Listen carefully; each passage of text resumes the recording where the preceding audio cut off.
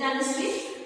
Khilji dynasty was founded by Jalaluddin Khilji, okay, after defeating the last ruler of Delhi Sultanate, okay, got it. So he ascended throne on 1290 and he ruled till 1296 CE. So when he ascended the throne, okay, when Jalaluddin ascended the throne, he was very old, okay, and during his whole period, he was busy suppressing the rebels, okay. So he couldn't capture or he couldn't annex the empire properly, okay, got it. For not much extent he cannot expand his territory. So soon he died, and after him, his son Alauddin Khilji became the ruler, okay. So Jalaluddin Khilji was being assassinated by his own nephew, okay, and later on his son Alauddin Khilji became the ruler. So Alauddin Khilji is a very important ruler from the Khilji dynasty, okay, got it. He ruled from 1296 till 1316, and during this period he expanded, he made the Khilji dynasty very strong, okay. So Alauddin Khilji was the first person or the first ruler who was able to expand his territory, okay, from northern part of India to southern part of India, okay, got it. So he started to capture or he extended his territory crossing the Vindhyas range also, okay.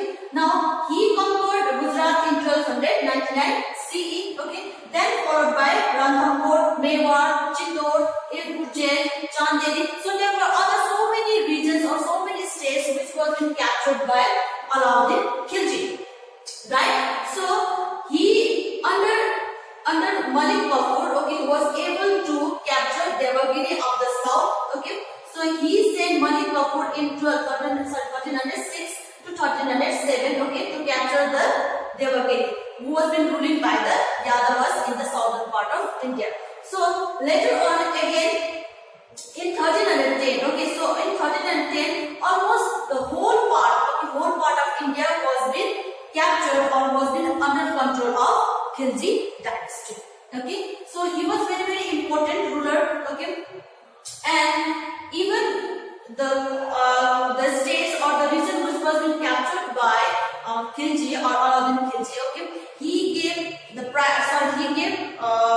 that much of liberty to the rulers, okay, to control their kingdoms, but in one condition. So the rulers has to pay the compensation or any kind of or any cash to the Alauddin Khilji, okay, got it. So I think indirectly we can say that ruler was the puppet of Alauddin Khilji. Then in 1316 he died, okay, Alauddin Khilji died, okay. Then after him his son Khusro Malik became the ruler, okay, so but he was not able as compared to his father, okay, and soon Muhammad bin Tughlaq, Ghiyasuddin Tughlaq took under control of Delhi Sultanate, okay. Then that comes to the end of your Khilji dynasty. Now new dynasty, that is the Tughlaq dynasty, will be ruling dynasty.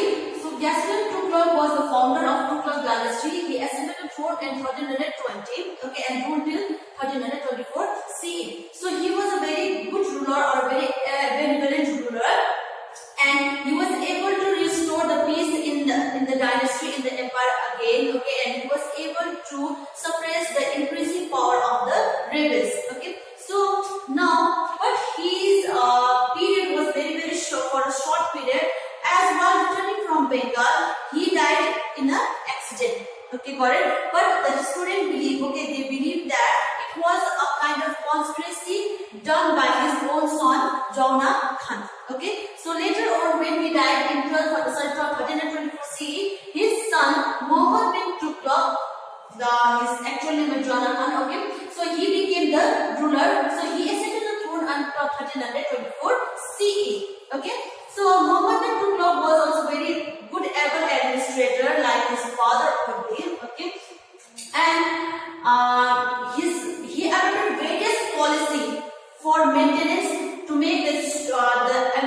very very strong. Okay, though he was very very intelligent person. Okay, but his policy, okay, was not to the mark.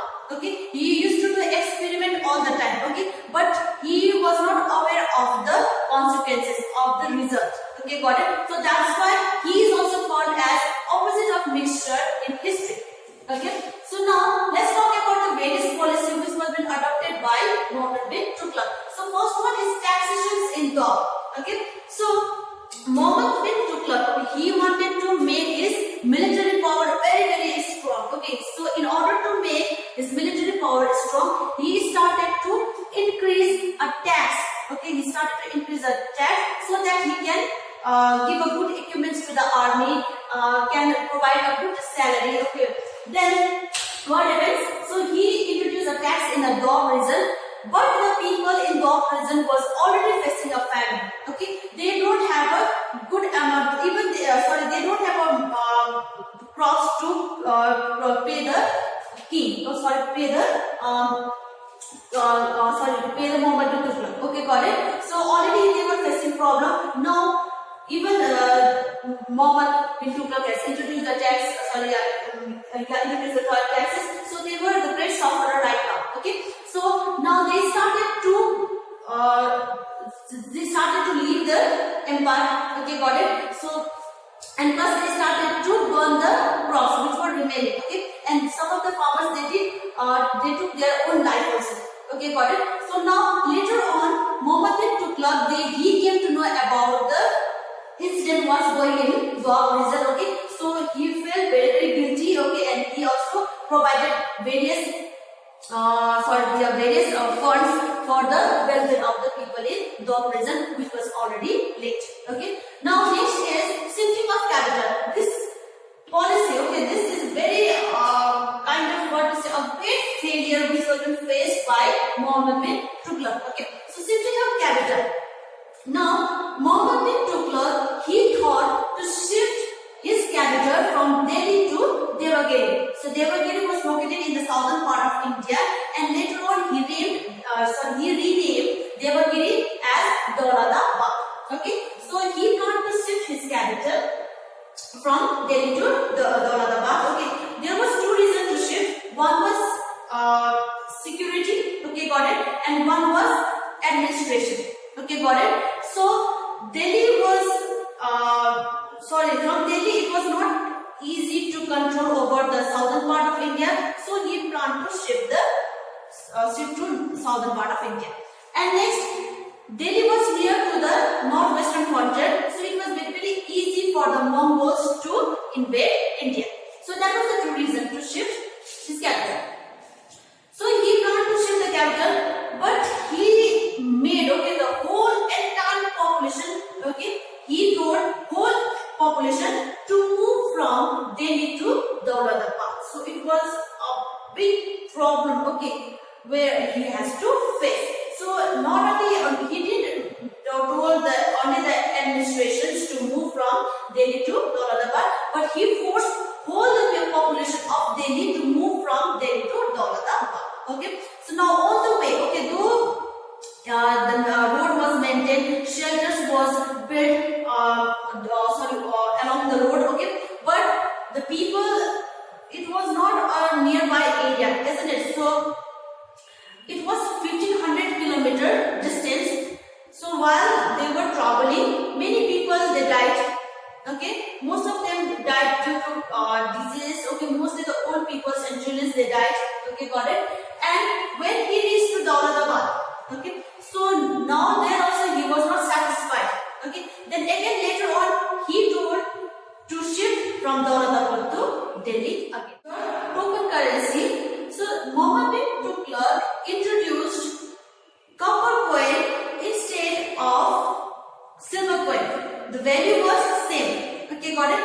So at that time copper was very very cheap and easily available. So now people started to introduce. They started to make copper coin in their home only. Okay, got it. So it became a monopoly. Okay, now so many fake coins was being circulated in the market. Okay, and later Persian traders they rejected to accept the copper coins, and there was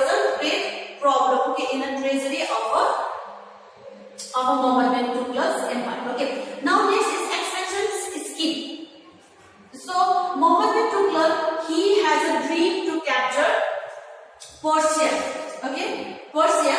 Then to fulfill his dream, he started to maintain the army. Okay, got it? He started to maintain the army. A huge amount of money, huge wealth was being spent for the maintenance of the army. Okay, and he used to give or used to provide one year salary beforehand to the military. Okay, so now but later on he withdraw the plan.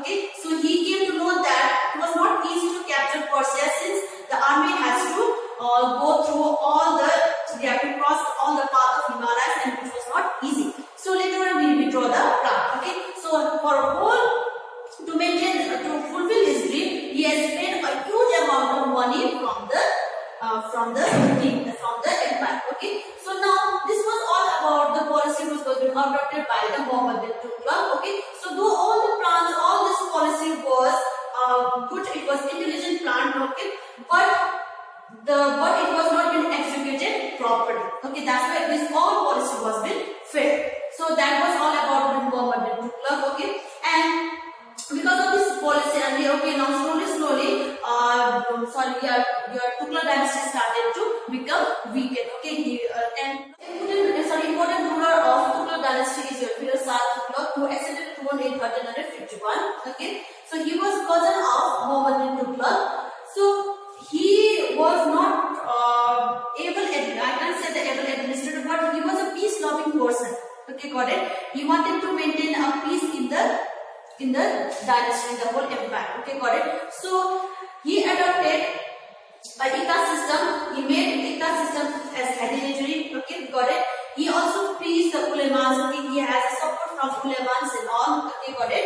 And plus he also reduced the tax in Doab region. Okay, where Muhammad bin Tughlaq has imposed a huge tax in this region. Okay, so not only this, he also adopted various other reforms also, and plus the other taxes was been abolished. Okay, and only 4 taxes was been introduced in the empire. That was your Hazar, Khamans, Jizya, and Jafar. So these 4 tax was been introduced during his time. Then he also adopted reforms. Okay, like irrigational facility was been given, hospitals was been built, schools was been built for the children, and the karkhanas were also made for the employees. Okay, workers and all. Then he also used to keep a charity fund was been formed during his time, and this charity fund was called as Diwan-e Khairat. Okay, where he used to give or he used to provide money or what else to the widows and orphans. Okay, so that is about your Firoz Shah Tughlaq. So in our next topic or next video, we are going to discuss about the administration in Sultanate.